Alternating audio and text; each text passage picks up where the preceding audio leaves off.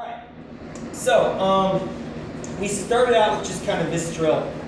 We were in the anchor position. We just talked about quickly, Gesundheit, with compression and stretch, making sure that when you want compression, I'm bringing the hand a little bit towards me as I build that resistance and my body comes in.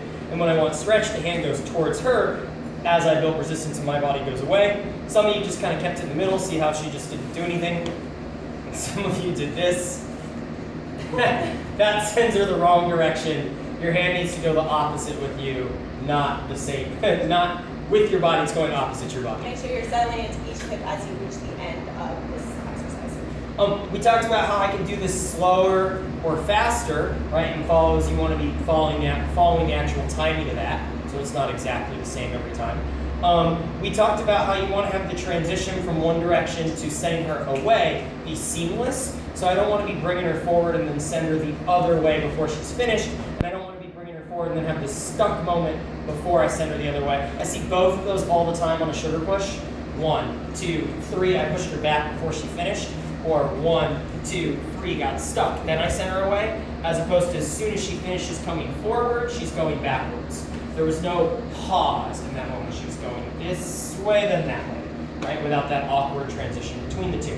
Okay, then we changed the size. So we talked about her taking a step forward and how if I increase that connection more rapidly, oh, she doesn't go as far, or is it a bigger step forward? And we kind of played with that drill over and over again. We then talked about the idea of, okay, she should gauge her step size based on how much room I give her, but I'll adjust how much room I end up giving based on the step size she ends up taking. So if I feel like she's going to take a lot more room, then I'm probably going to give more room. And if I feel like she's not going to use as much room, I'm going to tighten the connection up quicker, even if that's not necessarily what I intended. Like, for example, on a whip, if I thought the whip was going to go flying, but her 1, 2 just kind of creeps on in, I might go like this to find the connection on 3 and 4, right? Whereas if I just gone like this stubbornly, like, no, you're supposed to be over here, right? That didn't work very well. I had to adjust it.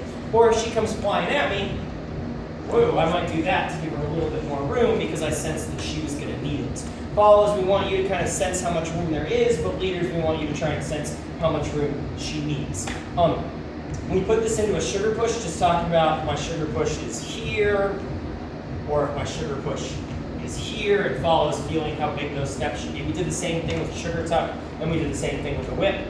We then did this sugar push variation, 1, 2, 3, 4, 5, and 6. The two extreme cases being it could just be like this, right? Short and quick. Or I could take her so far she has to take another step and turn it into an 8 count. 1, 2, 3, 4, 5, 6, 7, 8, right? Or something in the middle. 1, 2, 3, 4, 5, and 6. The idea being that she's gauging the size of that step. And if she needs to take another one based on the connection that she feels right here. If you feel like there's not enough connection even after that big step, well, that's when she'll take the next step because otherwise she feels like she's probably going to fall. So might as well take that next step. Leaders, to get her to trust that, you want to make sure that you're giving compression, even if it's only a little bit, as you absorb. So she can feel, oh, the more I go into this, the more connection there is. If you're absorbing but you're not increasing the connection at all, then she feels like, well, the more I go into this, there's nothing there, and that's what makes the follower kind of panic, not trust the moment, not want to go into that. That same exact thing applies, by the way, on when I do any kind of dip.